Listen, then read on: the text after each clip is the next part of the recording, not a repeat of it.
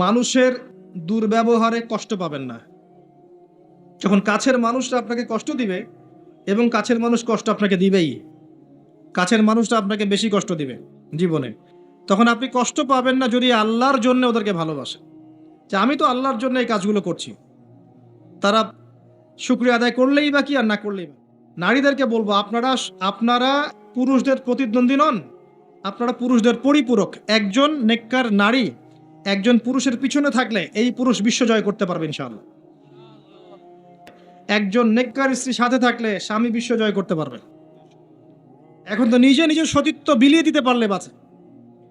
এমনকি কেউ যদি নাও নেয় সতীত্ব, দেখা যায় যে নগ্ন ছবি তুলে ইমো, ফেসবুক, হোয়াটসঅ্যাপে আপলোড দিয়ে শেষ করে ফেলছে। তাই করছে না? এখন আবার একাধিক বিয়ে যদি কেউ করে ফেলে, তাকে সমাজে এবার বাঁকা চোখে দেখা হয়, তার মনে চরিত্র সমস্যা আছে। কিন্তু বিয়ে না করে বিয়ের আগে 10টা প্রেম করলে কোনো সমস্যা নাই, বিয়ের আগে 1000টা জেনা করলে কোনো সমস্যা নাই, পতিতালয় গেলে সমস্যা নাই, ফ্রি মিক্সিং গেলে সমস্যা নাই, গার্লফ্রেন্ডকে নিয়ে ঘুরতে গেলে ডেটিং করলে কোনো সমস্যা নাই। আবার বিয়ে করে ঘরে স্ত্রী থাকতেও বাইরে পরকীয়া করলে কোনো সমস্যা নাই। এগুলোকে আমরা উন্মুক্ত করছি, কিন্তু কেউ সাহস করে যদি কোনো বিধবার দায়িত্ব নেয়, কোনো তালাকপ্রাপ্তার দায়িত্ব নেয়, কোনো অসহায়ের দায়িত্ব নেয়, তাকে খারাপ চোখে দেখা। এই হলো আমাদের সাইকোলজি। এখন এরকম স্ত্রী ঘরে ঘরে না থাকলে আমরা কি ইসমাইলের মতো সন্তান পাবো? যে স্ত্রীগুলোকে আপনি বিয়ে করছেন তারা কি আসলে এমন? বিয়ের সময় দেখেছেন আপনি শ্বশুরের সম্পত্তি, মেয়ের সৌন্দর্য, বা পালিয়ে করেছেন, অ্যাফেয়ার করে করেছেন, এখন বিয়ের পরে হাউমাউ করছেন। বিয়ের আগে তো দিনদারিতা দেখেন নাই। তোমরা দিনদারিতাকে প্রাধান্য দাও, না হলে তোমাদের হাত ধুলোয় ধূসরিত হবে। তাকওয়া থাকলে, আল্লাহওয়ালা স্ত্রী হলে আপনি দুনিয়াতে জান্নাতে থাকবেন ইনশাআল্লাহ। দুনিয়াতে আপনি জান্নাতে থাকবেন ইনশাআল্লাহ। আর যদি ঘরে একটা বদকার স্ত্রী থাকে, তাহলে আপনার দুনিয়ায় জাহান্নাম, দুনিয়া জাহান্নাম। আমার জীবনের উদ্দেশ্য দিন শেখা, বোঝা, প্রচার প্রসার করা, প্রতিষ্ঠায় চেষ্টা করা। তখন কি আপনি পুরো জীবনের নেকি পাবেন। জীবনে তাওহীদ থাকতে হবে, সুন্নত থাকতে হবে, তখন পুরো জীবনের প্রতিটা কাজ ইবাদত হবে। তার আগে নয়। প্রতিটা কাজ করতে হবে আল্লাহর সন্তুষ্টির জন্য, তার রাসূলের তরিকায়, এবং আপনার এই আমলগুলো কবুল হবে তখনই যখন রিজিকটা হালাল হবে। অহেতুক শুধুমাত্র প্রোটেস্ট্যান্ট ভার্সনে ইসলাম পালন করে খুব একটা ফায়দা নাই। সুবিধা যতটুকু সুবিধা পালন করলাম, যখন সুবিধা নাই পালন করলাম না। যেটা করলে কোনো সমস্যা নাই করলাম, খাওয়ার পরে মিষ্টি খাইলে কোনো প্রবলেম নাই, খাচ্ছি, মধু খাচ্ছি, ঠিক আছে। কিন্তু এমন কিছু কথা বললে সমস্যা বলবো না, কাজ করলে সমস্যা করব না, ঠিক আছে। আপনি দেখবেন নামাজে পাক্কা মুসল্লি, কপালে সেজদার দাগ আছে, অর্থনৈতিক জীবনে পাক্কা সুদখোর, কারণ সুদ ছাড়লে চাকরি থাকে না। বাস্তবতা এমন ভাই, বাস্তবতা খুব কঠিন এবং বাস্তবতা খুবই খারাপ। বাস্তবতা হচ্ছে আমাদের নৈতিক অবস্থা এখন খুব খারাপ। এই জন্য প্রাইমারি লেভেলের কাজগুলো বেশি বেশি করা দরকার এখন। এই জন্য যারা ইসলাহ সংশোধনের চেষ্টা করছে, এইসব আত্মশুদ্ধিওয়ালা মানুষদের সোহবতে গিয়ে থাকেন, আত্মশুদ্ধিওয়ালা মানুষদের সাথে দেখা সাক্ষাৎ করেন, সোহবত নেন, পরামর্শ নেন, জীবন গড়েন। একা একা বই পড়ে বা 2-1টা লেকচার শুনে আপনার সারা জীবন পরিবর্তিত হবে না। কনস্ট্রাকটিভ কাজে আসেন এবং শৈথিল্যতাবাদী হয়েন না, একই সাথে বলবো চরমপন্থী হয়েন না। চরমপন্থী হলে উম্মার ক্ষতি আছে। এখন উম্মার বেস ঠিক নাই, একটা বাড়ির ভিত্তি এখন ঠিক নাই, এবং যারা ভিত্তি ঠিক করবে এই মানুষদের সংখ্যা দিন দিন কমে গেছে। কমার পিছনে আমাদেরও ভূমিকা আছে, আমরাও তাদেরকে কম বিতর্কিত করতে ছাড়ি নাই। এবং কোনো কোনো ক্ষেত্রে আমরা একে অপরের সাথে গীবত তহমত করে, সমালোচনা করে, কাদা ছড়াছড়ি করে এতটা সময় নষ্ট করেছি যে উম্মার অনেক ক্ষতি হয়ে গেছে। কথাগুলো খারাপ লাগলেও বাস্তব। আল্লাহ পাক 7 শ্রেণীর মানুষকে আরশে আজিমে ছায়ায় ছায়া দিবেন। এক শ্রেণী হচ্ছে যারা ন্যায়পরায়ণ শাসক। যারা ন্যায়পরায়ণ শাসক হবে তাদের সামনে 2টা গন্তব্য, হয় তারা আরশে আজিমের ছায়া ছায়া পাবে, নচেত জাহান্নামের আগুন অপেক্ষা করছে। কারণ প্রত্যেকটা দায়িত্ব সম্পর্কে আল্লাহ পাক জিজ্ঞাসা করবেন। এবং নবী সাল্লাল্লাহু আলাইহি ওয়াসাল্লাম একটা হাদিসের মধ্যে বলেছেন যে, তোমরা কি জানো কিয়ামতের মাঠে সবচেয়ে বড় মিসকিন কারা হবে? সাহাবায়ে কেরাম বলছেন, আমরা তো মনে করি যার সম্পদ কম, অর্থবিত্ত কম, সেই সবচেয়ে বেশি মিসকিন, সবচেয়ে বড় মিসকিন। আল্লাহর নবী সাল্লাল্লাহু আলাইহি ওয়াসাল্লাম বলছেন, বরং প্রকৃত মিসকিন সে ব্যক্তি যে কিয়ামতের মাঠে নামাজ রোজা হজ জাকাত আমলের নেকি নিয়ে উঠবে, পাহাড় সম নেকি নিয়ে উঠবে, কিন্তু অনেক পাওনাদার দাঁড়িয়ে থাকবে। কারো হক নষ্ট করেছে, কারো গীবত করেছে, কাউকে অপবাদ দিয়েছে, কাউকে অত্যাচার করেছে, সবাই দাঁড়িয়ে থাকবে। এদের হক আদায় না করা পর্যন্ত সে পুলসিরাত পার হতে পারবে না। তখন কি করতে হবে? নিজের নেকি ওদেরকে দিতে হবে, কারণ তখন কোনো বেচা কেনার সুযোগ নাই, হক আদায়ের কোনো সুযোগ নাই। নিজের নেকি ওদেরকে দিয়ে শোধ করতে হবে। নেকি শেষ হয়ে গেলে কি হবে? অন্যের গুনাহ তার আমল নামায় আসবে, পরে দেখা যাবে ওই ব্যক্তি জান্নাতে চলে গেছে, আর এই ব্যক্তি পাহাড় সমান নেকি নিয়েও জাহান্নামে চলে গেল। অতএব দায়িত্ব যারা পালন করবেন তাদেরকে খুব সতর্ক সাবধান থাকতে হবে যে আপনার দ্বারা কল্যাণ ছাড়া যেন অকল্যাণ না হয়। আল্লাহ পাক তৌফিক এনায়েত করুন, আমিন। দ্বিতীয় শ্রেণী হচ্ছে সেই যুবক বা যুবতী যারা নিজেদের যৌবনটাকে আল্লাহর ইবাদতে কাটিয়েছে। এই হাদিসের বাস্তবতা এসে দেখেন আমাদের যুব সমাজ কিভাবে তাদের জীবনটা কাটাচ্ছে।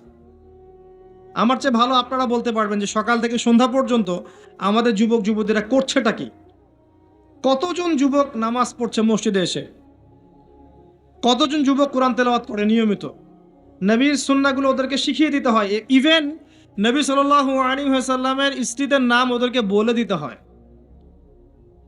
এখনই আমি জিজ্ঞাসা করছি, দেখেন অ্যান্সার কতজন দিতে পারে। নবী সাল্লাল্লাহু আলাইহি ওয়াসাল্লামের দ্বিতীয় স্ত্রীর নাম কি? হাত উঁচু করেন। যুবকদের বলছি, যুবকদের যারা পারবেন জাস্ট হাতটা উঁচু করেন। নবী সাল্লাল্লাহু আলাইহি ওয়াসাল্লামের দ্বিতীয় স্ত্রীর নাম কি? দাঁড়ান দাঁড়ান দাঁড়ান, এই দেখেন হাত দেখেন। এবং যারা হাত উঁচু করেছেন ওদের মধ্যে একজনকে জিজ্ঞাসা করছি, আপনি উত্তর দেন, নাম কি? জি, আপনাকে বলেছি নাম বলেন দ্বিতীয় স্ত্রীর। বসেন। উত্তর যে চারজন দিয়েছে তার মধ্যে একজন ভুল উত্তর দিয়েছে। এই হচ্ছে বাস্তবতা। আপনাকে আমি চোখে আঙ্গুল দিয়ে দেখালাম যে যুবকদের কি অবস্থা। এখানে আছে বসে হাজার হাজার মানুষ, হাত তুলেছে 5-6 জন। এটা একটা কমন প্রশ্ন, আমাদের নবীজির দ্বিতীয় স্ত্রীর নাম কি? একবার যে সিরাত পড়েছে সেও জানে। দেখবেন এই যুব সমাজ ফিজিক্স পড়েছে, কেমিস্ট্রি পড়েছে, বায়োলজি পড়েছে, ইকোনমিক্স পড়ছে, পলিটিক্যাল সায়েন্স পড়ছে, আপনার জিওপলিটিক্স পড়ছে, ইউনিভার্সিটি কোচিং করছে, বিসিএস কোচিং করছে, চাকরির জন্য পরীক্ষা দিচ্ছে। এরা এমন কোনো বই নাই যে সেকুলার লাইনে পড়ে নাই। কিন্তু যে চারজন পারছে তার মধ্যে একজন উত্তর দিচ্ছে যে আয়েশা রাদিয়াল্লাহু আনহা দ্বিতীয় স্ত্রী। এটা কি উত্তর সঠিক? এই হচ্ছে অবস্থা। এটা কমন। আর যদি কঠিন প্রশ্ন করি তাহলে তো অবস্থা খারাপ। কোন সাহাবীকে প্রথম তিনি দায়ী করে পাঠিয়েছেন মদিনায়? খায়বার যুদ্ধ কোন সাহাবীর হাতে জয় হয়েছে? উহুদের যুদ্ধ কত হিজরিতে হয়েছে? বদর যুদ্ধে কতজন মুসলিম শাহাদাত বরণ করেছে? আপনার মোতার যুদ্ধে কার হাতে 9টা তরোয়াল ভেঙেছে? হুনাইনের যুদ্ধে মুসলিমদের কি অবস্থা হয়েছে? হুনাইনের যুদ্ধের কথা কোন সূরার মধ্যে বলা আছে? একটু কঠিন প্রশ্ন করলে তো অবস্থা খারাপ। আমি করে লজ্জিত করতে চাচ্ছি না, এই জন্য প্রশ্নগুলো করলাম না। যারা মাদ্রাসা লাইনে পড়েছেন তারা হয়তো উত্তর দিতে পারে, কিন্তু লক্ষ লক্ষ কোটি কোটি জেনারেল পড়ুয়া ছাত্র এরা উত্তর দিতে পারে না। তাহলে এরা কি আমাদের মুসলিম উম্মার অংশ নয়? এদেরকে ইসলাম সংশোধন না করে দিনের পথে না আনতে পারলে একটা বড় অংশ কি জাহিলিয়াতের মধ্যে থাকবে না? আগামী 10-20 বছর পর দেখবেন এরাই অর্থনৈতিক সেক্টরে যাচ্ছে, এরাই পলিটিক্সে যাবে, এরাই সোশ্যাল দায়িত্বে যাবে, এরাই দেখবেন বিভিন্ন জায়গায় চলে যাবে। তখন আরেকটা মূর্খ জেনারেশন আপনার মাথার উপর চেপে যাচ্ছে। এরপরে যে জেনারেশন আসছে, আমাদের সন্তান, আমার মেয়ে, আপনার ছেলে, এদের অবস্থা যে কি হবে আল্লাহ ভালো জানে, যদি এখন থেকে এদেরকে আমরা সঠিকভাবে মানুষ করতে ব্যর্থ হই। এটা বাস্তবতা। অথচ আল্লাহ পাক আরশে আজিমের ছায়া দিবেন ওই যুবক যুবতীদেরকে যারা তাদের যৌবনকালটাকে আল্লাহর পথে কাটাবে। আর কিয়ামতের মাঠে যে অতিরিক্ত 5টা প্রশ্ন হবে তার মধ্যে একটা হচ্ছে তোমার যৌবনকাল কোন পথে ব্যয় করেছো। আর আল্লাহ পাকের কাছে একজন বৃদ্ধ মানুষের ইবাদতের চাইতে যুবকদের ইবাদত যে কত বেশি প্রিয় এটা আমি বুঝাতে পারবো না। আল্লাহ পাক অবাক হয়ে যান সেই যুবককে দেখে যার প্রবৃত্তির তাড়না নাই, সে আল্লাহর দ্বীনের পথে ছুটছে। এই যুবককে দেখে আল্লাহ পাক অবাক হয়ে যান এবং তার দোয়া যেভাবে কবুল হবে, একজন মানুষ যার পা কবরে অলরেডি চলে গেছে তার দোয়া কি সেভাবে কবুল হবে? দুজনের ইবাদত সমান। এই বয়সে আপনি অনেক কিছু করতে পারেন। আপনি চাইলে এখন বড় সন্ত্রাসী হতে পারবেন, বড় জেনাকারী হতে পারবেন, আপনি চাইলে টিকটক সেলিব্রিটি হতে পারবেন, আপনি চাইলে এখন আরো আরো খারাপ লাইনে যে মাদক সেবন করতে পারবেন, 30-40টা গার্লফ্রেন্ড চেঞ্জ করতে পারবেন, আপনাকে কেউ বাধা দিবে না। আপনি চাইলে 1-2 হাজার টাকা দিয়ে জেনা করতে পারবেন, উন্মুক্ত সব আপনার জন্য। ইভেন এখন আপনি চাইলে মদও খেতে পারবেন, লাইসেন্স দেওয়া আছে, আপনি করতে পারবেন। এই সময়টা আল্লাহ পাক দেখতে চান আপনি কি করেন। যদি এই সময়টা আপনি আল্লাহর দিকে ফিরে আসেন, আপনি কোরআনের দিকে ফিরে আসেন, সুন্নত অনুযায়ী জীবনযাপন করেন, আপনার জন্য অপেক্ষা করছে জান্নাত। কি চান আপনি সিদ্ধান্ত নেন। শুরুটা হবে অধঃপতনের মেয়ে দ্বারা, মেয়ে দিয়ে অধঃপতন শুরু হবে, মেয়ের সাথে ফ্রি মিক্সিং, প্রেমের সম্পর্ক হয়ে যাবে, এরপর দেখবেন জেনা করে ফেলেছে, তারপর ব্রেকআপ, দুজন হতাশ, কেউ আত্মহত্যা করবে, অথবা কেউ দেখবেন পাইকারি জেনাকার হয়েছে বা রেপিস্ট হয়েছে বা মাদক সেবন করছে বা মিউজিক শুনছে, আস্তে আস্তে আস্তে আস্তে শেষ, লাইফটা শেষ, ক্র্যাশ। এভাবে যুব সমাজ নষ্ট হচ্ছে। অনেক সময় দেখবেন পড়াশোনা করছে, কোনো কারণে রেজাল্ট ভালো হয় নাই, আত্মহত্যা করে বসে আছে। ডে বাই ডে যুব সমাজের সাইকোলজি মেলই হয়ে যাচ্ছে। আমাদের যারা ওস্তাদ সাহেবরা আছেন, বৃদ্ধ প্রবীণ, তাদের যে গাম্ভীর্য আছে, ব্যক্তিত্ব আছে, গলার ভয়েস, কথা বলার অ্যাটিটিউড, ব্যক্তিত্ব, চলাফেরা, এগুলো এখনকার যুবকদের মধ্যে পাওয়া যায় না। আমার কথা ভালো করে মিলাই দেখেন, এখনকার যুবকদের মধ্যে মেয়েলই স্বভাব আছে, কথা বলবে মেয়েদের মতো, অ্যাটিটিউড কেমন জানি, মেয়ে মেয়ে অ্যাটিটিউড, লাজুক লাজুক ভাব, মেয়ে মেয়ে অ্যাটিটিউড, কোনো মানে একটা গায়রত নাই, শৌর্যবীর্য নাই, ফিজিক্যালিও দুর্বল, মানসিকভাবে দুর্বল, শারীরিকভাবে দুর্বল। একটা পাক লাগায় দেন মাঠে দৌড়াইতে, শেষ। 20 বছর 25 বছরে ভুড়ি হয়ে বসে আছে, গায়ে শক্তি নাই, ইভেন খেলাধুলাও করে না, মেশেও না মানুষের সাথে, সামাজিকও না। দেখবেন কেমন জানি আনসোশ্যাল, সারাদিন অনলাইনে পড়ে আছে বা গেমস খেলছে, ইন্টারনেট ঘাটাঘাটি করছে, রাতের বেলা সারা রাত নগ্ন ছবি দেখছে, সারা রাত। এত ভালো সাজার কারণ নাই, এগুলোতে ম্যাক্সিমামই আসক্ত, ম্যাক্সিমাম। এবং এটা আসক্ত হওয়ার কারণ আছে, এটা তো ফ্রি, অ্যাক্সেস ফ্রি, আপনি চাইলেই করতে পারেন। আপনার হাতে স্মার্টফোন আছে, আপনার বাবা দেখেন আপনি ফোনে কি করেন, আপনি চাইলেই করতে পারেন, কে বাধা দিবে আপনাকে? কেউ বাধা দেন নাই। আর এই যে গার্লফ্রেন্ড বয়ফ্রেন্ড সংস্কৃতি যখন থেকে ছড়িয়েছে, যা ইচ্ছা তাই করছে এরা। এবং এখন এই কাজগুলো শুধু ছেলেরা করছে না, মেয়েরাও করছে। মেয়েরাও মাদক সেবন করে এখন, জানেন? মেয়েরাও পর্ন দেখে। আর মেয়েদের ড্রেস আপ তো আমি বলার অপেক্ষা রাখে না। নতুন কি প্রোডাক্ট আসলো, নতুন কি কসমেটিক্স আসলো, নতুন কি ডিজাইন আসলো, নতুন কোন সিরিয়াল আসছে, কোন নায়িকা নতুন ডিজাইন ফ্যাশন করলো, সব নিয়ে ব্যস্ত হয়ে আছে।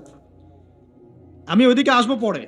এতটুকু বলছি, এই যুবক যুবতীর জন্য আল্লাহ পাক আরশে আজিমের ছায়া রাখেন নাই। সলিউশন কি? সলিউশন একটাই, এদেরকে নামাজি বানাতে হবে। 5 ওয়াক্ত নামাজি হলে লাইফটা রুটিন ওয়াইজ চলে আসবে, ডানে বামে যেতে পারবে না। এদেরকে প্রশান্তির উৎস দিতে হবে। এদের প্রশান্তির উৎস হচ্ছে একটা কোরআন, এবং দ্বিতীয়টা হচ্ছে এদের বয়স হয়ে গেলেই এদেরকে বিয়ের ব্যবস্থা করতে হবে। তৃতীয়টা হচ্ছে এদের বেকারত্ব দূর করার চেষ্টা করতে হবে। এবং সবসময় একই ধাঁচে বেকারত্ব দূর করার চেষ্টা করলে হবে না, ক্রিয়েটিভ কিছু করেন।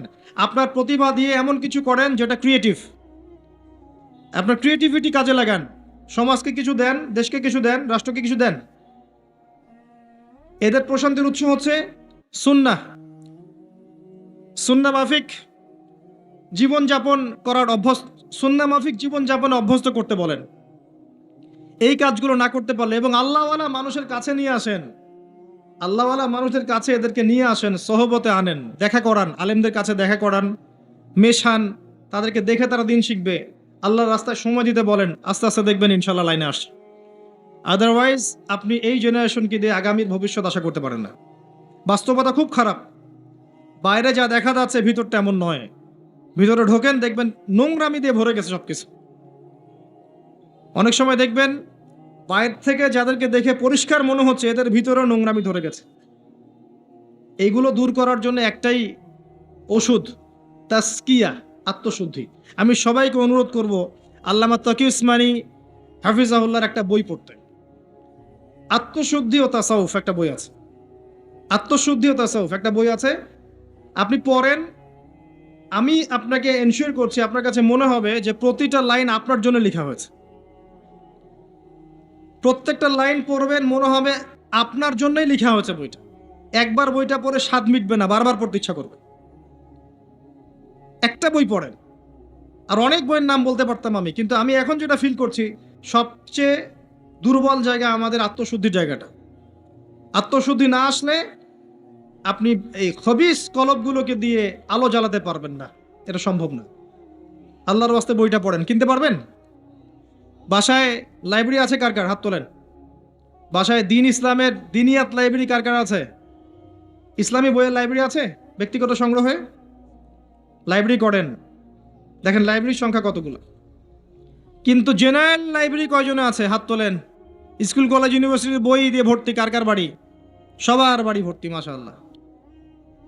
তো এগুলো নিয়ে কবরে যাবেন ইনশাআল্লাহ, তাই না? প্রতি মাসে 1000 টাকার বই কেনা কি খুব কঠিন? আচ্ছা, 500 টাকার বই কেনা খুব কঠিন? 500 টাকা তো আপনার একটা রিডিংয়ে চলে যায়। আপনার গার্লফ্রেন্ডকে নিয়ে কফি খেতে যান, 500 টাকা কেন? ও তো 3000 টাকা বিল করে রেখে দিবে। সে তো আপনার টাকা খেতেই আসছে আপনার কাছে। আপনি কি মনে করছেন সে আপনাকে ভালোবেসে এসেছে? সে আপনার অবস্থানকে ভালোবাসে। কে বলেছে সে আপনাকে ভালোবাসে? সে আপনার অবস্থানকে ভালোবাসে। এগুলো তো নষ্ট করছেন টাকা পয়সা। চায়ের দোকানে বসে ইন্টারনেটের মেগাবাইট কিনে ওয়াইফাই বিল দিয়ে অমুক তমুক করে সমস্ত কিছু করে টাকাগুলো নষ্ট করছেন। কিন্তু আপনি চাইলে প্রতি মাসে 500-1000 টাকার বই কিনতে পারেন। কেনা খুব কঠিন? পড়াশোনা করতে হবে। পড়াশোনার অভ্যাস না থাকলে একদিনের লেকচার শুনে আপনার আদতে কোনো উপকার হচ্ছে না। বিশ্বাস করেন, পড়াশোনা করেন, ইমান বাড়বে, তাজকিয়া হবে। আসেন ওই জায়গায় আসেন।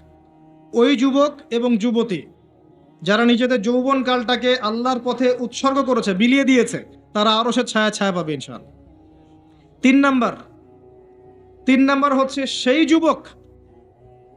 যুবকরা খুব ভালো করে শোনেন, সেই যুবক যাকে কোনো সুন্দরী উচ্চ বংশীয় নারী জেনার জন্য আহ্বান করেছে, ওখানে দেখার কেউ ছিল না, কিন্তু যুবকটা বলেছে আমি আল্লাহকে ভয় করি, আমাকে দেখান এমন যুব সমাজে যারা চরিত্র ইউসুফের মতো আলাইহিস সালাম। ইউসুফ আলাইহিস সালাম হচ্ছে আপনার চারিত্রিক আদর্শ। পড়ে দেখেন সূরা ইউসুফ। আর অনেকে সূরা ইউসুফকে ইউসুফ জুলাইখার প্রেম কাহিনী বানিয়ে দিয়েছে, তাই না? এগুলো কিন্তু মিথ্যা সিরিয়াল দেখছেন, এগুলো ভালো না সিরিয়ালগুলো, এগুলো কিন্তু বাজে কথা ছড়ানো হচ্ছে। সূরা ইউসুফ জুলাইখার প্রেম কাহিনী ছিল না। সূরা ইউসুফ মূলত ইউসুফ আলাইহিস সালাম এবং তার পিতার প্রেম কাহিনী। ভালো করে পড়ে দেখবেন। সন্তানের জন্য কাঁদতে কাঁদতে তার বাবার চোখ নষ্ট হয়ে গেছে। 12 বছর তার সন্তান জেলখানায় বিনা অপরাধে। তিনি বলছেন সিজন, কারাগার আমার কাছে বেশি পছন্দ, তারা যেদিকে আমাকে আহ্বান করছে এর চাইতে বেশি। 12 বছর বিনা অপরাধে জেলখানায়। আল্লাহ পাকের কৌশল ছিল এগুলো। ওয়া মাকারু ওয়া মাকারাল্লাহ ওয়াল্লাহু খায়রুল মাকিরিন। এখানে মূল বিষয় হচ্ছে ইউসুফ আলাইহিস সালামের পিতা যখন অন্ধ হয়ে গেছেন, ইউসুফ আলাইহিস সালাম একটা কাপড় পাঠিয়েছিলেন, মনে আছে? এই কাপড়টা নিয়ে যখন যাওয়া হচ্ছে, যোজন যোজন দূর থেকে তার পিতা বলছেন আমি ইউসুফের গায়ের গন্ধ পাচ্ছি। এটা কার প্রেম কাহিনী? ইউসুফের সাথে তার বাবার। তো এই চরিত্র ধারণ করতে হবে, আল্লাহ পাক তৌফিক দান করুন। 4 নাম্বার, ওই 2 জন মানুষ যারা একে অপরকে শুধু আল্লাহর জন্য ভালোবাসে। এই যে ভালোবাসার সংজ্ঞা শেখেন। মাকে ভালোবাসেন আল্লাহর জন্য, বাবাকে ভালোবাসেন আল্লাহর জন্য, স্ত্রী সন্তানকে ভালোবাসেন আল্লাহর জন্য, আলেম ওলামাকে ভালোবাসেন আল্লাহর জন্য। আপনার ভালোবাসা হোক আল্লাহর জন্যে, তখন আপনি মানুষের দুর্ব্যবহারে কষ্ট পাবেন না। যখন কাছের মানুষটা আপনাকে কষ্ট দিবে, এবং কাছের মানুষ কষ্ট আপনাকে দিবেই, কাছের মানুষটা আপনাকে বেশি কষ্ট দিবে জীবনে, তখন আপনি কষ্ট পাবেন না যদি আল্লাহর জন্য ওদেরকে ভালোবাসেন। যে আমি তো আল্লাহর জন্য এই কাজগুলো করছি, তারা শুকরিয়া আদায় করলেই বাকি আর না করলেই বাকি, তখন আপনি কষ্ট পাবেন না। 2 জন ব্যক্তি যারা আল্লাহর জন্য পরস্পরকে মহব্বত করে, এই 2 জন মানুষকে আল্লাহ পাক আরশের ছায়া ছায়া দিবেন। পারা যাবে ইনশাআল্লাহ। 5 নাম্বার, সেই ব্যক্তি যে এত গোপনে দান সদাকা করে, যার বাম হাত জানে না ডান হাত কি সদাকা করেছে। পারা যাবে?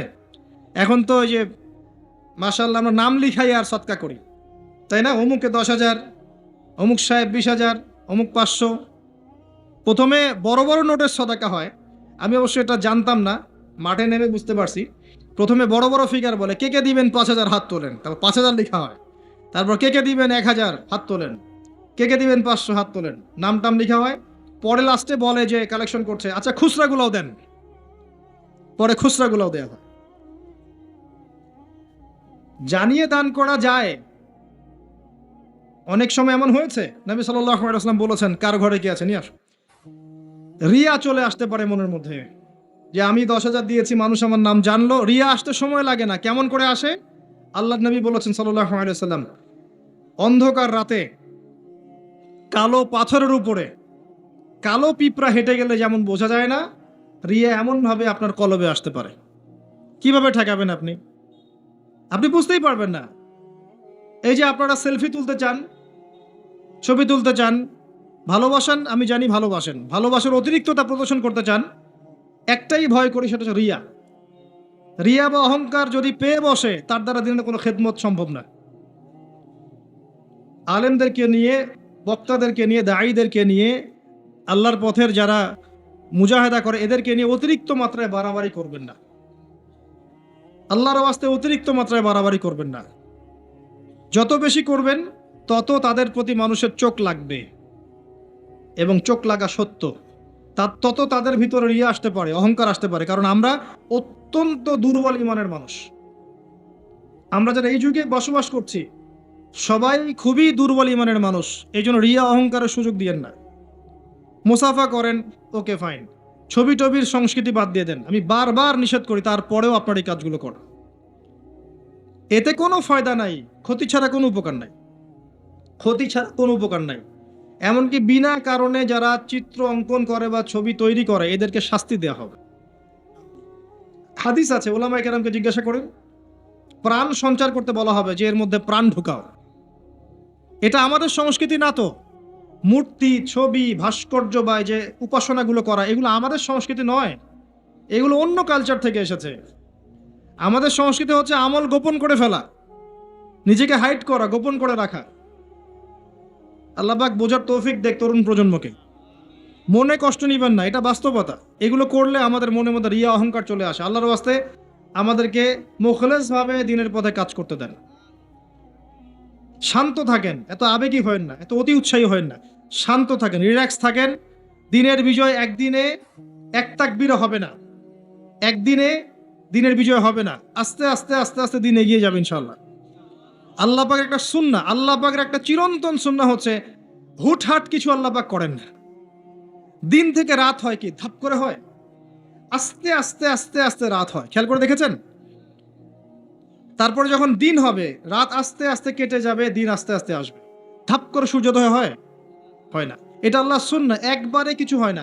আপনি অসুস্থ হয়েছেন, দেখবেন আস্তে আস্তে সুস্থ হবেন, খেয়াল করে দেখেন। আবার আপনি আস্তে আস্তে অসুস্থ হবেন, ধাপ করে হবেন না। আল্লাহ পাকের সুন্নাহ আছে। দিনের বিজয়ে নবী সাল্লাল্লাহু আলাইহি ওয়াসাল্লামের 23 বছর সময় লেগেছে। ধীরে ধীরে স্টেপ বাই স্টেপ হবে। অতএব অতি উৎসাহী হয়েন না, অতি আবেগী হয়েন না। কনস্ট্রাকটিভ কাজ করেন, মাথা ঠান্ডা রাখেন, অতি আবেগী হয়েন না, রিল্যাক্স থাকেন, আস্তে আস্তে দিনের কাজ করেন। ইনশাল্লাহ দিন এগিয়ে যাবে ইনশাল্লাহ। বেশি বেশি মানুষকে দেখাতে যায়েন না। আমার কথা শোনেন, আজকে বাংলাদেশে কয়জন কাদিয়ানি হয়েছে, কয়জন খ্রিস্টান হয়েছে, আপনি কি জেনেছেন? যারা করেছে ওরা কি ফেসবুকে স্ট্যাটাস দিয়েছে, ছবি দিয়েছে, আজকে অমুককে খ্রিস্টান বানালাম, দেখেন, দিয়েছে? যদি দিত, তাদের কাজে তারা এখন সফল হতো না। যদি ওরা শুরু থেকে এই কাজগুলো করতো, তাদের কাজে তারা এত সফল হতো না। এখন দেখবেন কয়দিন পর কাদিয়ানীদের কনফারেন্স হবে, দেখে নিয়েন। কয়দিন পর দেখবেন যারা খ্রিস্টান হচ্ছে তারা প্রকাশ্যে সমাবেশ করবে, প্রকাশ্যে মানুষ শিয়া হয়ে যাচ্ছে, কত কি হয়ে যাচ্ছে আপনার খবরই নাই। প্রত্যন্ত অঞ্চলগুলো ঘুরে আসে, দেখেন এগুলো দিয়ে ভর্তি হয়ে গেছে। গলায় যে রশি, এটা অলরেডি পরিয়ে টান দেওয়া শেষ, আর আমরা পরে আছি শোডাউন নিয়ে, ছবি তোলা, আপলোড দেয়া, ভিডিও করা, এই করা। আমরা এত আবেগী কেন ভাই? যারা প্র্যাকটিক্যালি কাজ করছে ওরা এত আবেগ দিয়ে কাজ করছে না, প্র্যাকটিক্যালি কাজ করছে। দেখেন মাঠে ময়দানে কাজ করে শেষ করে ফেলছে। বিশ্বাস হচ্ছে না কথা? আপনি উত্তরবঙ্গ ঘুরে আসেন, গিয়ে দেখেন, পার্বত্য অঞ্চল ঘুরে আসেন, দেখেন। আর আমরা পরে আছি আইওয়া শোডাউনে। একটা লেকচার দিলে মনে হয় যে সারা জগতের মানুষকে জানাতে না পারলে ভালো লাগে না। গাড়ির থেকে নামবো, সারা দেশের মানুষ দেখুক আমি গাড়ি থেকে নামছি। ঠিক আছে, একজন ভাইকে পেয়েছি, সেলফি ফেসবুক তুলে মানে একাকার অবস্থা, দেখুক সারা দেশের মানুষ যে উনি এসেছে স্টেজে।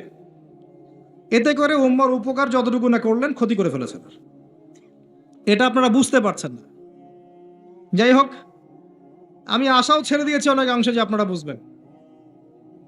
বিশ্বাস করেন, মন থেকে অনেকটা আশাও ছেড়ে দিয়েছি যে আপনারা বুঝবেন। মাঝে মাঝে অবস্থা আমার এমন হয়ে যাচ্ছে, তারপরে দোয়া করি আল্লাহ পাক সবার মধ্যে সদ্বুদ্ধির উদ্ভব ঘটাক, আপনাদেরকে স্মার্ট মুসলিম হওয়ার তৌফিক দান করুক। ভিতরে ভিতরে আপনি আত্মশুদ্ধি অর্জন করেন, ব্যক্তি জীবনটা শুদ্ধ করেন, পরিবার ঠিক করেন, পড়াশোনা করেন, হালাল রিজিকের দিকে ফোকাস করেন, আলেম ওলামা সোহবতে যান, দিন শেখান, চর্চা করেন, প্রচার করেন। আস্তে আস্তে দিন আগাবে ইনশাআল্লাহ তাআলা। আল্লাহ পাক কি বলেছেন? ইউরিদুনা লিইউতফিউ নূরাল্লাহ, তারা চায় আল্লাহর নূরকে, আল্লাহর নূর মানে এখানে ইসলাম, একে মুখের ফুৎকার দিয়ে নিভিয়ে ফেলতে। কিন্তু আল্লাহু ইউতিম্মু নূরাহু ওয়ালাউ কারিহাল কাফিরুন, আল্লাহ পাক তার নূরকে প্রজ্বলিত করবেন, যদিও কাফেররা তা পছন্দ করবে না। হুয়াল্লাযী আরসালা রাসূলাহু বিল হুদা ওয়া দীনিল হক লিইয়ুযহিরাহু আলা দীনি কুল্লিহি, তিনি সে আল্লাহ যিনি তার রাসূলকে পাঠিয়েছেন দ্বীনে হক সহ এবং হেদায়েত সহ, যাতে করে ইসলাম অন্য সমস্ত দ্বীনের উপর বিজয়ী হতে পারে। ওয়ালাউ কারিহাল মুশরিকুন, যদিও মুশরিকরা এটা পছন্দ করবে না। এটা আল্লাহ পাক করবেন। কখন করবেন? যখন আপনি আপনার কাজ দায়িত্ব পালন করুন। ইন তানসুরুল্লাহ ইয়ানসুরুকুম, আর যদি আমরা আল্লাহকে ভুলে যাই, নাসুল্লাহ ফানাসিয়াহুম, আমরা ভুলে গেলে আল্লাহও ভুলে যাবেন। আল্লাহ তো ওয়াদা করেছেন যে আনতুম আলাউনা ইন কুনতুম মুমিনিন, তোমরা যদি মুমিন হতে পারো আল্লাহ তোমাদেরকে বিজয় দিবেন। ওয়ালা তাহিনু ওয়ালা তাহজানু, হীনবল হয় না, দুশ্চিন্তাও করো না। আল্লাহ তো ওয়াদা করেছেন। দুই ব্যক্তি নিজে পরস্পরকে আল্লাহর সন্তুষ্টির জন্য ভালোবাসে, আরো সে আজিমের ছায়া পাবে। গোপনে দান খয়রাত করে, আরো সে আজিমের ছায়া পাবে। 6 নাম্বার কে? 6 নাম্বার কে?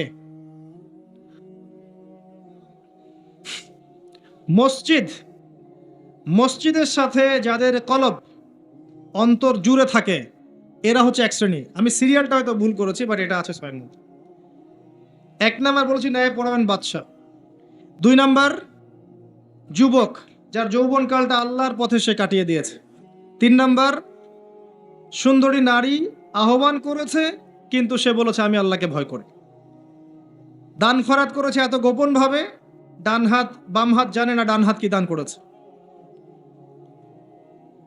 একটা মিস করেছি মাঝখানে, সেটা হচ্ছে এমন শ্রেণীর মানুষ যাদের হৃদয় বা কলব মসজিদের সাথে ঝুলন্ত থাকে। মানে এক ওয়াক্ত নামাজ পড়ে এসেছে, পরের ওয়াক্তে যাওয়ার জন্য মনটা ব্যাকুল থাকে। এমন 5 ওয়াক্ত নামাজের সংখ্যা আমাকে দেখান কতজন। এবং যারা পড়ছি তারাও নামাজ বুঝে পড়ছে কিনা, নামাজে দিল লাগে কিনা, নামাজ পড়ে তৃপ্তি হচ্ছে কিনা, নামাজ পড়েও হারাম ছাড়তে পারছে কিনা, এগুলো খেয়াল করেন। ফজর এশায় কয়জন আসছে খেয়াল করেন। এগুলো ইম্পর্টেন্ট জিনিস, বেসিক জিনিস। আরেকটা হচ্ছে 7 নাম্বার, যে আল্লাহর স্মরণে যেই ব্যক্তিরা গোপনে চোখের পানি ফেলতে পারে, আল্লাহকে স্মরণ করেছে গোপনে নীরবে নিভৃতে, চোখ দিয়ে দরদর করে পানি পড়ছে, এই চোখ জাহান্নামের আগুন দেখবে না ইনশাআল্লাহ। এই 7 শ্রেণীর মানুষকে আল্লাহ পাক তার আরশের ছায়ায় ছায়া দিবেন। আমরা কি আরশের ছায়া পেতে চাই? আল্লাহ পাক আমাদের এই 7 শ্রেণীর অন্তর্ভুক্ত হওয়ার তৌফিক এনায়েত করুন, আমিন। আমি আলোচনার শেষে এই 7টা পয়েন্ট আপনাদেরকে ধরব।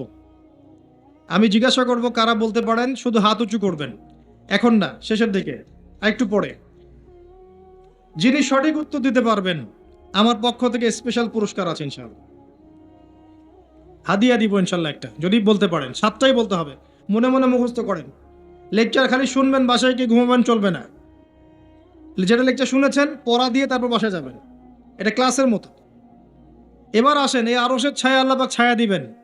এই আরশ আল্লাহ পাক সৃষ্টি করেছেন, তারপরে সৃষ্টি করেছেন কলম। কি সৃষ্টি করেছেন? কলম সৃষ্টি করে বলেছেন উক্তুব, কলম বলেছে মাযা আক্তুব, কলম তুমি লিখো। কলম বলেছে আমি কি লিখবো। আল্লাহ পাক বলেছেন কিয়ামত পর্যন্ত যা হবে সব লিখে ফেলো। কিয়ামত পর্যন্ত যা হবে সব লিখা আছে, আপনার তাকদীর নিয়ে দুশ্চিন্তা করবেন না। এরপর আল্লাহ পাক সৃষ্টি করেছেন মহাবিশ্ব, কয় দিনে? 6 দিনে। হুয়াল্লাযী খালাকাস সামাওয়াতি ওয়াল আরদা ফি সিত্তাতি আইয়াম, 6 দিনে আল্লাহ পাক মহাবিশ্ব সৃষ্টি করেছেন। সুম্মা ইসতাওয়া আলাল আরশ, এরপরে আরশে আজিমে সমাসীন হয়েছেন। এরপরে শোনেন, আল্লাহ পাক দীর্ঘদিন পর্যন্ত মানুষ সৃষ্টি করেননি। হাল আতা আলাল ইনসান হিনুম মিনাদ দাহর লাম ইয়াকুন শাইআম মাযকুরা, এমন একটা সময় চলে গেছে যে মানুষ কোনো আলোচ্য বিষয় ছিল না। পরে আল্লাহ পাক সৃষ্টি করেছেন মানুষকে। ওয়া ইয ক্বালা রাব্বুকা লিল মালায়েকা ইন্নী জাইলুন ফিল আরদি খলিফা, খলিফা করে পাঠিয়েছেন। খলিফা করে পাঠিয়েছেন। খলিফা কে, এটা একটা বুঝতে হবে।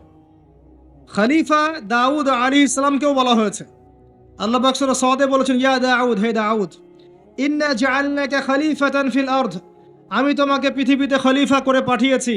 তোমার কাজ কি? তোমার কাজ হচ্ছে ফাহকুম বাইনান নাসি বিল হক, মানুষের মাঝখানে হকের মানদণ্ডে বিচার ফয়সালা করো। যারা আল্লাহর বিধান অনুযায়ী মানুষের মাঝখানে বিচার ফয়সালা করে, এরা আল্লাহর খলিফা। যারা মানুষের মাঝখানে আল্লাহর বিধান দ্বারা বিচার ফয়সালা করে না, তারা আল্লাহর খলিফা নন। কথা বুঝতে পারছেন? ওয়ালা তাত্তাবিউল হাওয়া, নিজের প্রবৃত্তির অনুসরণ করো না, তাহলে এটা তোমাকে আল্লাহর পথ থেকে বিচ্যুত করবে। আর যারা আল্লাহর পথ থেকে বিচ্যুত হয়ে গেছে, তাদের জন্য অপেক্ষা করছে যন্ত্রণাদায়ক শাস্তি। বিমা নাসু ইয়াউমাল হিসাব, এই কারণে যে তারা হিসাবের দিন ভুলে গেছে। খলিফার ফাংশন আল্লাহর বিধান দিয়ে বিচার ফয়সালা করবে। আসেন, এরপরে আল্লাহ পাক আদম আলাইহিস সালামকে নাম শিক্ষা দিলেন। আমি শেষ করে দিচ্ছি, ফিনিশিং এর দিকে আসছি, আপনারা একটু ধৈর্য ধরেন। আল্লাহ পাক আদম আলাইহিস সালামকে সমস্ত নাম শিক্ষা দিয়েছেন। এমন কোনো নাম নাই যেটা আল্লাহ পাক তাকে শিক্ষা দেন নাই। ওয়াল্লামা আদামাল আসমাআ কুল্লাহা, আমি আদমকে সমস্ত নাম শিক্ষা দিয়েছি। এরপরে সুম্মা আরাদাহুম আলাল মালায়েকা, এরপরে ফেরেশতাদের সামনে এনেছে এবং ফেরেশতাদেরকে বলেছেন, আল্লাহ বলেছেন তোমরা এই নামগুলো বলে দাও। তারা বলেছে লা ইলমা লানা ইল্লা মা আল্লামতানা। আল্লাহ পাক আদমকে বলেছেন আলাইহিস সালাম, তুমি নামগুলো বলে দাও। এরপর তিনি সমস্ত নাম বলে দিয়েছেন। আল্লাহ পাক তারপরে বলেছেন, আলাম আকুল লাকুম ইন্নী আ'লামু গায়বাস সামাওয়াতি ওয়াল আরদ ওয়া আ'লামু মা তুবদুনা ওয়া মা কুনতুম তাকতুমুন। আল্লাহ পাক এরপরে গিয়ে বলছেন, ওয়া ইয কুলনা লিল মালাইকাতি ইসজুদু লি আদম। এই যে জ্ঞানের কারণে আল্লাহ পাক সম্মানিত করেছেন, এখন বলছেন সেজদা করো। কি কারণে আমরা সম্মানিত বলেন তো? জ্ঞানের কারণে। অতএব জ্ঞান চর্চা আমাদের প্রথম কাজ। ইকরা বিসমি রাব্বিকাল্লাযী খালাক, প্রথমে জ্ঞান, আগে পড়েন তারপর লিখেন, জ্ঞান চর্চা। জ্ঞানের কারণে সম্মানিত হয়েছে। তারপরে আল্লাহ পাক সেজদা করিয়েছেন। ফাসাজাদু, সবাই সেজদা করেছে, কে বাদ দিয়ে? ইল্লা ইবলিস, ইবলিস বাদ দিয়ে। ইবলিস কেন করলো না? আবা ওয়াস্তাকবারা, সে অহংকার করেছে, উদ্ধত আচরণ করেছে। সে যুক্তি দিয়েছে, খালাকতানি মিন নার ওয়া খালাকতাহু মিন তিন, আমাকে সৃষ্টি করেছেন কি দিয়ে? আগুন দিয়ে, আদমকে মাটি দিয়ে, আমি কেন তাকে সেজদা করতে যাব? এই যে আল্লাহর আদেশকে লঙ্ঘন করা, আল্লাহর আদেশের বিরুদ্ধে কথা বলা, চিরস্থায়ী জাহান্নামে যাওয়ার কারণ। ইবলিস কিন্তু কম জানতো এমন নয়। ইবলিস প্রচণ্ড জ্ঞানী ছিল, আবেদও ছিল। মনের অহংকারের কারণে সে ব্যক্তি জাহান্নামে চলে গেছে। আর সে কিন্তু ফেরেশতা ছিল না, সে ছিল জিনদের একজন। কানা মিনাল জিন, সূরা কাহফের মধ্যে আছে। এরপরে খেয়াল করে দেখেন, এই অহংকার যদি আজকে আমাদের মধ্যে চলে আসে, যত বড় ডিগ্রি সার্টিফিকেট থাক না কেন, আমার পরিণাম জাহান্নামী হবে না, আউযুবিল্লাহ। যার হৃদয়ের মধ্যে যাররা পরিমাণ অহংকার থাকবে, আল্লাহ পাক তাকে জান্নাত দিবেন না। অহংকার আল্লাহর চাদর। অহংকার কার চাদর? আল্লাহর চাদর। আল্লাহর চাদর নিয়ে টানাটানি করলে আল্লাহ পাক জান্নাত দিবেন না। অহংকার কাকে বলে? বাতারুল হক ওয়া গামতুন নাস, সত্যকে প্রত্যাখ্যান করা আর অন্য মানুষকে তুচ্ছ তাচ্ছিল্য করা, এটা হচ্ছে অহংকারী নিদর্শন। আপনার ড্রেসটা সুন্দর হোক, কাপড় সুন্দর হোক, এগুলো অহংকারী নিদর্শন নয়। আল্লাহ পাক জামিল ইউহিব্বুল জামাল, আল্লাহ পাক সুন্দর, তিনি সৌন্দর্য পছন্দ করেন, এটা সমস্যা না। অন্যকে তুচ্ছ তাচ্ছিল্য করলে অহংকার হবে। আমি মূল পয়েন্টে আসছি, দেখেন আদম আলাইহিস সালামকে আল্লাহ পাক জান্নাতে রাখলেন এবং তার সঙ্গিনী হিসেবে তিনি হাওয়া আলাইহিস সালামকে সৃষ্টি করলেন। কথা বুঝতে পারছেন? কি কারণে সৃষ্টি করলেন? আদম আলাইহিস সালামের একাকিত্ব এবং আল্লাহ পাকের দীর্ঘ পরিকল্পনা আছে। এবং ইবলিসকে দিয়ে পরীক্ষা করালেন, আদম আলাইহিস সালামের কোন জায়গা থেকে হাওয়া আলাইহিস সালামকে সৃষ্টি করা হয়েছে বলেন? পাঁজরের হাড়, সোজা না বাঁকা? নবী সাল্লাল্লাহু আলাইহি ওয়াসাল্লাম বলেছেন, বাঁকা হাড়কে জোর করে সোজা করতে যেও না, ভেঙে যাবে। আর ওই অবস্থায় ছেড়ে দিলে বাঁকাই থেকে যাবে। নসিহতের মধ্য দিয়ে, উত্তম আচরণের মধ্য দিয়ে পথ চলতে হবে। ওয়াশিরুহুন্না বিল মারুফ, এছাড়া কোনো অপশন নাই। আমার কথা শোনেন, এই জায়গা থেকে মেয়েদের পয়েন্টে আসছি আমি। আল্লাহ পাক আদম থেকে হাওয়া সৃষ্টি করেছেন আলাইহিস সালাম। নারী পুরুষ একে অপরের প্রতিদ্বন্দ্বী নয়, যেমন তারা শিখিয়েছে। এখনকার আধুনিকায়ন যা শিখাচ্ছে নারী পুরুষ একে অপরের প্রতিদ্বন্দ্বী, এখানে আল্লাহ বলছেন নারী পুরুষ একে অপরের পরিপূরক, একজন আরেকজনের অংশ, মোহব্বত ভালোবাসা প্রণয়ের মাধ্যম, একে অপরের প্রতিদ্বন্দ্বী নয়। এখনকার সমাজ শিখায় ছেলে পারলে আমি কেন পারবো না, সে পারলে আমি কেন পারবো না, এটা শিখায় না? কাউন্টারিজম মানে একে অপরের প্রতিদ্বন্দ্বী। আল্লাহ পাক বলছেন তোমরা একে অপরের পরিপূরক। খেয়াল করে দেখেন, এখান থেকে শুরু হয়েছে সৃষ্টি, তারপরে না সন্তান সন্ততি জন্ম নেওয়া হয়েছে। এখান থেকে আপনাকে হেদায়েত নিতে হবে যে নারীদেরকে বলবো আপনারা পুরুষদের প্রতিদ্বন্দ্বী নন, আপনারা পুরুষদের পরিপূরক। একজন নেককার নারী একজন পুরুষের পিছনে থাকলে এই পুরুষ বিশ্ব জয় করতে পারবে ইনশাআল্লাহ। পরে আসেন নূহ আলাইহিস সালাম, তার স্ত্রী কি ঈমান এনেছিল? ঈমান আনে নাই। এখানে মনে রাখবেন, আপনি যদি ঈমান না আনেন, আকীদা ঠিক না করেন, আমল ঠিক না করেন, আপনার পরিচয়, বংশ, গোত্র, বর্ণ আপনাকে বাঁচাতে পারবে না। নূহ আলাইহিস সালামের স্ত্রী জাহান্নামে চলে গেছে, লূত আলাইহিস সালামের স্ত্রী জাহান্নামে চলে গেছে, যদিও তারা নবীদের আন্ডারে ছিলেন। আল্লাহর রাসূল সাল্লাল্লাহু আলাইহি ওয়াসাল্লাম তার মেয়ে ফাতিমা রাদিয়াল্লাহু আনহাকে বলেছেন, দুনিয়াতে যা চাওয়ার আমার কাছে চেয়ে নাও, পরকালে তোমার উপকার করতে পারছি না আমি। আর ফাতিমা রাদিয়াল্লাহু আনহা কেমন মানুষ ছিলেন আপনারা জানেন।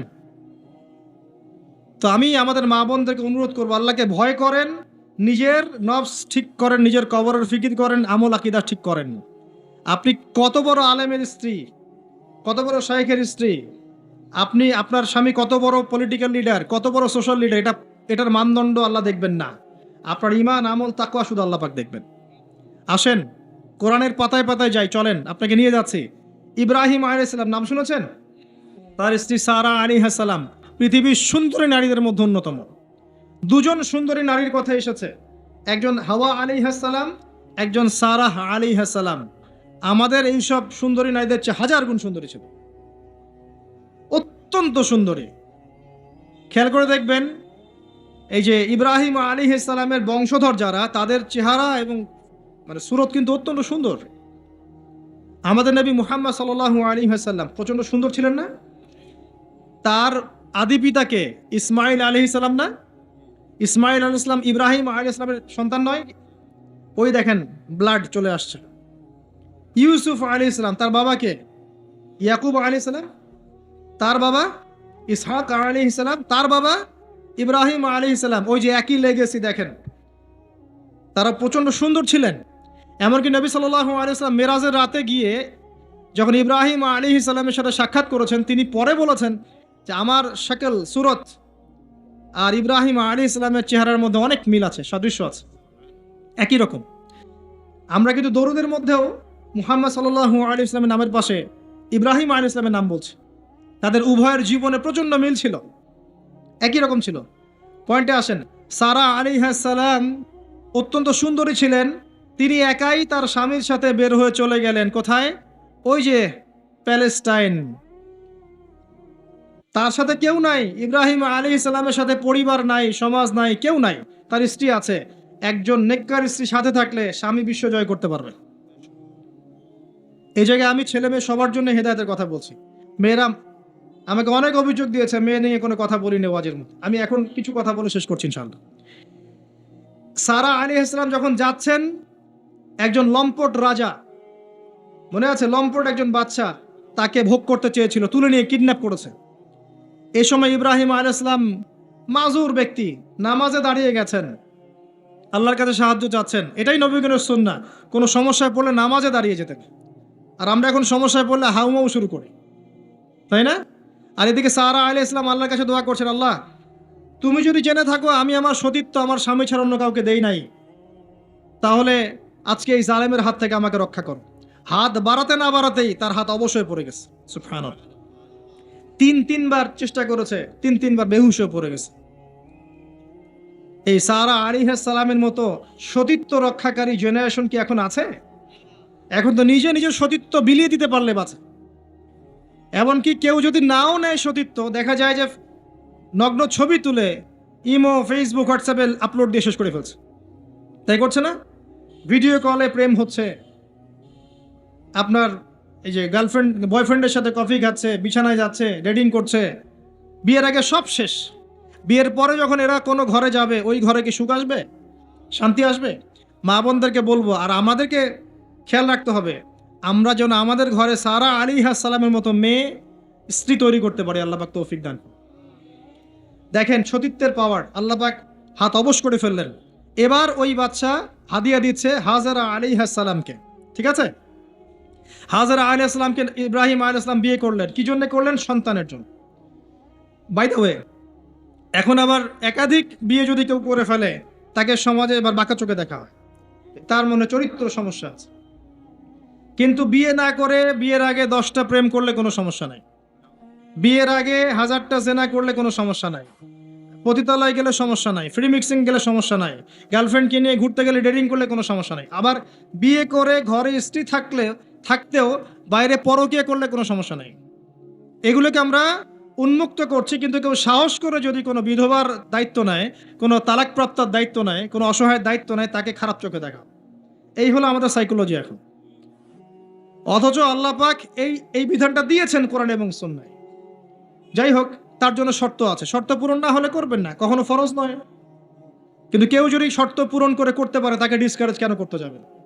সমাজ চেঞ্জ হয়ে গেছে। হাজেরা আলাইহিস সালাম, এখান থেকে আমি আমাদের মা বোনদেরকে এবং আমাদেরকে একটা হেদায়েতের কথা বলবো ইনশাআল্লাহ। হাজেরা আলাইহিস সালামের ঈমান, আমল, তাওয়াক্কুল দেখেন। তার গর্ভে আল্লাহ পাক সন্তান দিলেন ইসমাঈল আলাইহিস সালামকে। এবার আল্লাহ পাক বলছেন রেখে আসো। কোথায়? ওই মক্কায়, জনমানব শূন্য জায়গায় রেখে আসলেন। সাথে আছে সামান্য পানি, কিছু খেজুর, রেখে আসছেন। এবং ইব্রাহিম আলাইহিস সালাম পিছনে হেঁটে চলে যাচ্ছেন। হাজেরা আলাইহিস সালাম বলছেন, আইনা তাযহাবু ইয়া ইব্রাহিম, আপনি কোথায় যাচ্ছেন হে ইব্রাহিম? আপনি আমাদেরকে জনমানব শূন্য জায়গায় ফেলে কোথায় চলে যাচ্ছেন? ইব্রাহিম আলাইহিস সালাম কিচ্ছু বলছেন না, বুকের মধ্যে পাথর। স্ত্রী সন্তানকে জনমানব শূন্য জায়গায় রেখে গেলে কি ভালো লাগবে কারো? বুকের মধ্যে পাথর, চুপ করে আছেন। এক পর্যায়ে হাজেরা আলাইহিস সালাম বলছেন, আপনি কি আল্লাহর আদেশে এই কাজটা করছেন? তখন তিনি বলছেন, হ্যাঁ, নাম, এতটুকু বলেছেন, আমি আল্লাহর আদেশে করছি। এবার এই দেখেন, হাজেরা আলাইহিস সালাম বলছেন যে যদি আল্লাহর আদেশে আপনি করে থাকেন, তাহলে আল্লাহ কোনোদিনও আমাদেরকে ধ্বংস করবেন না ইনশাআল্লাহ। তাওয়াক্কুল। আমি আপনাকে বুঝাই, এখানে কোনো মানুষ নাই, কোনো খাবার নাই, কোনো পানিও নাই, তারপরেও তিনি বলছেন আল্লাহ ধ্বংস করবেন না। আপনি কি বুঝতে পারছেন কি অবস্থা? এবার খাবার পানি শেষ হয়ে গেল, সাই করছেন সাফা টু মারোয়া, মারোয়া টু সাফা, শুধু এক ফোঁটা পানির জন্য। কাকে খাওয়াবেন? বাচ্চাকে। এই দৌড়টা আল্লাহ পাকের কাছে এত পছন্দ হয়েছে, কিয়ামত পর্যন্ত হজের মধ্যে আল্লাহ পাক রেখে দিয়েছেন এটাকে। আপনি সাই করছেন, এটা কার সুন্নাহ? হাজেরা আলাইহিস সালামের। হজের ম্যাক্সিমাম কাজগুলি তাদের পরিবার কেন্দ্রিক। জামরায় পাথর নিক্ষেপ করা, এই যে তাওয়াফ করছেন, মাকাম ইব্রাহিমে দাঁড়িয়ে নামাজ পড়ছেন, সব কিন্তু এই বংশের সাথে জড়িত। এই ইসমাঈল আলাইহিস সালাম এই হাজেরা আলাইহিস সালামের গর্ভ থেকে এসেছেন। যেমন মা তেমন সন্তান। ইসমাঈল আলাইহিস সালামকে তার বাবা মানুষ করেননি, তাকে মানুষ করেছেন তার মা। বাবা কিন্তু অনেক দূরে প্যালেস্টাইনে, মাঝে মাঝে আসেন, মাঝে মাঝে যান। কথা বুঝতে পারছেন? এরকম মায়ের গর্ভ থেকেই এমন সন্তান পাওয়া সম্ভব, যেই সন্তানকে তার বাবা বলছেন যে ইয়া বুনাই ইন্নী আরা ফিল মানামি আন্নী আযবাহুক, হে আমার সন্তান, আমি স্বপ্নে দেখেছি আমি তোমাকে জবাই করছি। ফানজুর মায়াদা তারা, তোমার রায় কি আমাকে বলো। এই বাচ্চা তখন বলছে, বাচ্চার বয়স 10, 12, 15, 16 এতটুকু হবে। সে বলছে, ইয়া আবাতি, হে আমার বাবা, ইফআল মা তুমার, আপনাকে যা আদেশ করা হয়েছে তাই করেন। সাতাজিদুনি ইনশাআল্লাহু মিনাস সাবিরিন, ইনশাআল্লাহ আপনি আমাকে ধৈর্যশীল পাবেন। যেমন মা তেমন সন্তান। মা বলেছে আল্লাহ আমাকে দেখবে, ওই দেখেন সন্তান জবাই করে দেন, আল্লাহ আমাকে ধৈর্যশীল পাবেন ইনশাআল্লাহ। এরকম স্ত্রী ঘরে ঘরে না থাকলে আমরা কি ইসমাইলের মতো সন্তান পাবো? যে স্ত্রীগুলোকে আপনি বিয়ে করছেন, তারা কি আসলে এমন? বিয়ের সময় দেখেছেন আপনি শ্বশুরের সম্পত্তি, মেয়ের সৌন্দর্য, বা পালিয়ে করেছেন, অ্যাফেয়ার করে করেছেন, এখন বিয়ের পরে হাউমাউ করছেন। বিয়ের আগে তো দিনদারিতা দেখেন নাই। আল্লাহর নবী কখনো বলেননি 4টা গুণ দেখে বিয়ে করো, হাদিসের শব্দ এমন নয়। ওলামায়ে কেরামকে জিজ্ঞাসা করেন, 4টা গুণ দেখে বিয়ে করো নয় শব্দটা, 4টা গুণ দেখে সাধারণত বিয়ে করা হয়। 4টা গুণ দেখে সাধারণত বিয়ে করা হয়। সম্পদ, সৌন্দর্য, বংশ, দিনদারিতা। তোমরা দিনদারিতাকে প্রাধান্য দাও, না হলে তোমাদের হাত ধুলোয় ধূসরিত হবে। এখন দেখা যায় দিনী ভাইরা দিনদার ক্যাটরিনা কাইফ খুঁজতেছে। দিনদার মেয়ে চাই, কিন্তু সুন্দরী লাগবে আবার। কেন? একটু অসুন্দর হলে আপনার চলবে না? আপনার স্ত্রীর কাছে যা আছে অন্য মেয়ের কাছে তাই আছে, এর বাইরে কিছু নাই। আর 2 দিন পরে, 1 বছর, 2 বছর, 3 বছর পরে, 5 বছর পরে গিয়ে দেখবেন সব সমান হয়ে গেছে। এই দেহের সৌন্দর্য থাকবে না। মনে তাকওয়া থাকলে, আল্লাহওয়ালা স্ত্রী হলে আপনি আপনি দুনিয়াতে জান্নাতে থাকবেন ইনশাআল্লাহ। দুনিয়াতে আপনি জান্নাতে থাকবেন ইনশাআল্লাহ। আর যদি ঘরে একটা বদকার স্ত্রী থাকে, তাহলে আপনার দুনিয়ায় জাহান্নাম, দুনিয়া জাহান্নাম। অতএব বিয়ের আগে, বিয়ের সময় খুব কেয়ারফুল থাকবেন। আপনি দিনদার মেয়েকে প্রাধান্য দেন, এবং মেয়েদেরকেও বলবো দিনদার ছেলে ছাড়া বিয়ে করে না। অনেক বড় চাকরি করে, অনেক বড় ব্যবসা করে, এটা সেটা, নামাজ পড়ে না, এগুলো দেখছেন না, সুদের চাকরি করে, ঘুষ খায়, আপনি রাজি হয়ে যাচ্ছেন, এরপরে গিয়ে পস্তাচ্ছেন যে হুজুর আমার সংসারে অশান্তি, এটা সেটা। এখন তো পস্তায় লাভ নাই। আমরা দুনিয়ার স্বার্থ খুব ভালো চিনি। দুনিয়ার স্বার্থকে ত্যাগ করে দিনকে অগ্রাধিকার দেন, আল্লাহ পাক কবুল করবে ইনশাআল্লাহ।